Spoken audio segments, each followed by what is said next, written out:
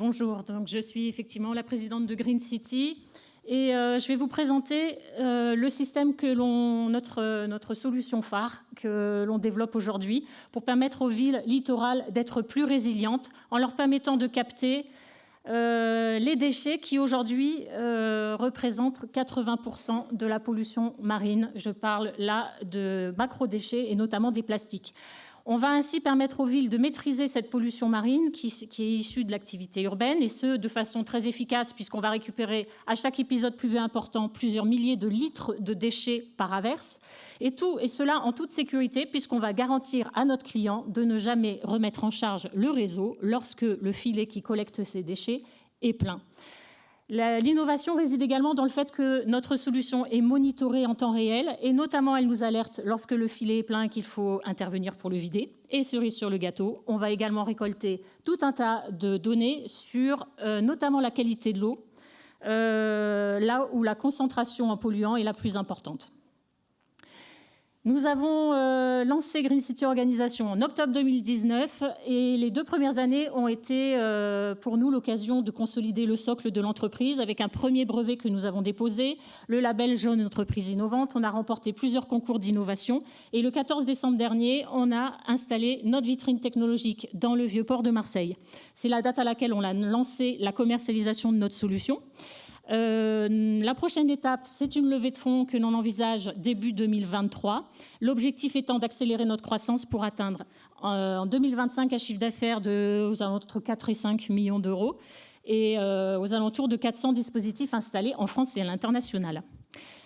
Nous sommes avant tout un bureau d'études, ce qui veut dire que l'on va vendre notre expertise et notre savoir-faire à la fois en direct auprès directement des villes et métropoles ou intercos qui sont propriétaires des réseaux, ou alors auprès des gestionnaires de réseaux, on parle là de grands donneurs d'ordre de type Suez et Veolia, tout en sous-traitant la fabrication de nos solutions au plus près des sites à équiper en France et à l'international. On veut également se déployer sur le bassin méditerranéen et ça de façon indirecte via du licensing. Et enfin, ça va nous permettre de nous déployer beaucoup plus rapidement à l'étranger. Et puis les données, classiquement, on va les vendre par abonnement.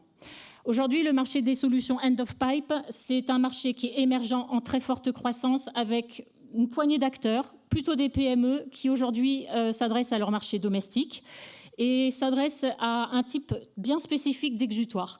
Nous, notre différenciation, elle est majeure puisque comme nous sommes un bureau d'études, on a la capacité de pouvoir proposer notre solution, quel que soit le type d'exutoire, le type de site à équiper, avec un produit qui est par ailleurs monitoré, une solution donc finalement qui est aboutie et qui peut être déployée facilement dans le monde parce que notre solution, elle est entre guillemets low-tech. Elle peut être fabriquée partout dans le monde, quel que soit l'outil de production disponible. Notre ambition dans 5 ans, c'est 2 choses. Parce que nous sommes une start-up à impact, ce que l'on veut avant tout, c'est de collecter l'équivalent de ce que rejette la France en Méditerranée, 11 000 tonnes de déchets par an. Et ça, on va pouvoir le faire en déployant rapidement notre solution sur le bassin méditerranéen. Et on veut également contribuer à l'Ocean Digital Twin, en fait en créant un véritable système d'information stratégique sur la qualité de l'eau à l'échelle du bassin méditerranéen. Notre équipe aujourd'hui, dirigeante, c'est 3 associés opérationnels.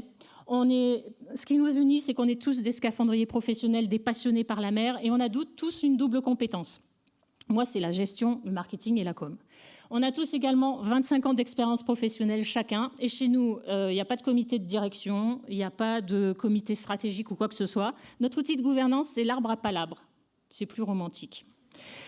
Et cet arbre à palabres, il va nous permettre de prendre des décisions stratégiques sur le développement de l'entreprise. Et grâce à un sage qui nous accompagne, et il était là ce matin, il doit me regarder sur YouTube et je le remercie de nous accompagner dans cette aventure.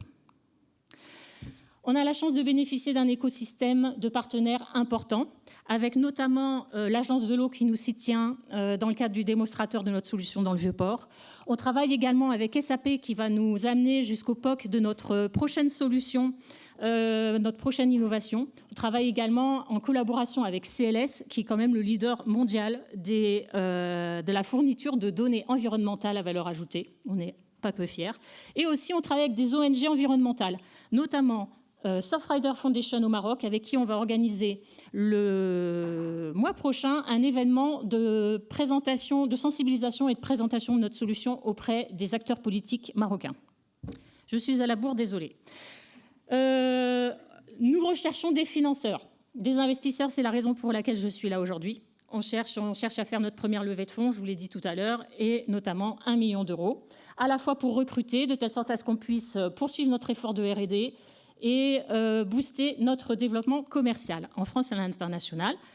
Et ben voilà, je suis en bas. Il n'y a plus la maquette parce qu'elle est partie sur ChangeNow, parce qu'on est sur ChangeNow à partir d'après-demain, mais je suis à votre disposition pour vous parler de notre solution.